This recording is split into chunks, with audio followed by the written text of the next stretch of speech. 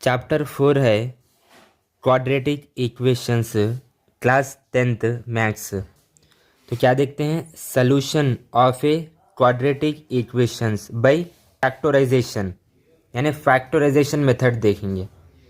क्या होता है फैक्टराइजेशन मेथड। एग्जाम्पल ले तो मैं फॉर एग्जाम्पल यहाँ पे एग्जाम्पल देखना है। X square minus 3x plus 2 equal to 0, यानी क्वाड्रेटिक इक्वेशन का सॉल्यूशन देख रहे हैं हम फैक्टराइजेशन मेथड से। सॉल्यूशन बोले तो एक्स की वैल्यू, ठीक है ना। ठीक है, ये क्वाड्रेटिक इक्वेशन है, इसको सॉल्व करेंगे हम, इसके सॉल्यूशन को फैक्टराइजेशन मेथड से। फैक्टराइजेशन मेथड बोले तो जो मिडल टर्म रहता है उसको स्प्लिट करते हैं। क्या करते हैं, splitting the middle term.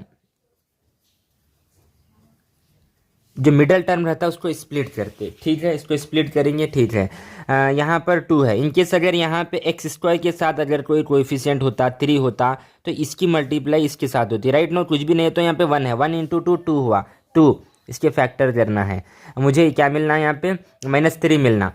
Add करे तो -3 मिलना, मल्टीप्लाई करे तो 2 मिलना। क्या होता, -2 होता और -1 होता। Minus into minus plus, 2 into 1 2, -2 -1 -3 होता। ठीक है, यानी मिडल टर्म स्प्लिट कर रहा हूँ मैं। फैक्टराइजेशन मेथड देख रहे हैं हम।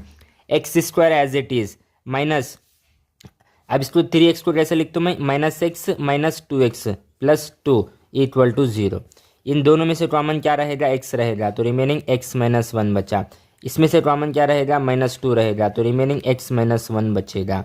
इसको अगेन मल्टीप्लाई करो, -2 into x -2x -2 into -1 plus 2। ठीक है, अब यहाँ से कॉमन क्या आता है, x -1 एक बार आता है, x -1 इधर क्या रहेगा, x -2 इक्वल टू क्या है, ये 0 है।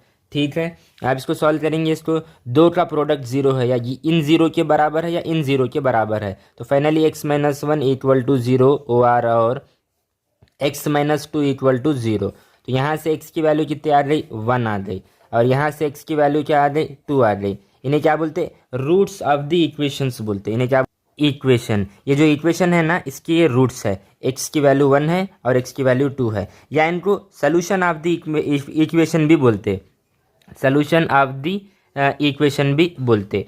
यानी x की वैल्यू यहाँ पे 1 रखा LHS में तो 0 आना, या 2 रखा तो भी 0 आना। एक बार रख के देखेंगे हम, यहाँ पे रख के देखते हैं हम। ठीक है, x की वैल्यू पहले 1 रख रहा हूँ मैं, तो क्या होता है, 1 का स्क्वायर 1 -3 इंटू एक्स पे 1 प्लस 2, RHS तो 0 चल रहा। ठीक है, 1 + 2 3, -3 इंटू 1 -3, देखो 0 आ रहा। यस यस यस यस, आप चाहे तो ये वैल्यू भी रख के देखो आप, x की वैल्यू ये भी इसके अंदर जो इक्वेशन है इसके अंदर रख के देखो आप, रिजल्ट 0 चाहना। तो देखो x की वैल्यू 2 रख रहा हूँ मैं, 2 का स्क्वायर 4 -3 इंटू एक्स पे 2 है प्लस 2, RHS में 0 चल रहा।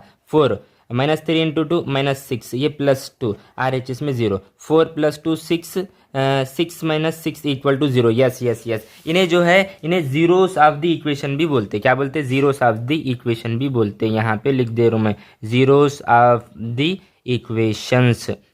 ठीक है, फैक्टराइजेशन मेथड में क्या होता है, जो मिडल टर्म होता है उसको स्प्लिट करते हैं, स्प्लिटिंग द मिडल टर्म। जैसे यहाँ पे 2 था, एक्स स्क्वायर -3x प्लस 2 था, ये -3x मिडल टर्म था, तो ये 2 एक्स स्क्वायर के साथ कुछ भी नहीं तो 1 था। अगर यहाँ 3 रहता तो 3 इंटू 2 6 होता, कुछ भी नहीं है तो 1 है, 1 इंटू 2 2, 2 को स्प्लिट करे, ये मेथड था। आंसर आ गया, x की वैल्यू 1 है, 2 है, 1 और 2 रख दिए तो 0 आ गया। इन्हें रूट्स ऑफ द इक्वेशन बोलते, सोल्यूशन ऑफ द इक्वेशन बोलते, या जीरोस ऑफ द इक्वेशन बोलते। इसे नोट करो।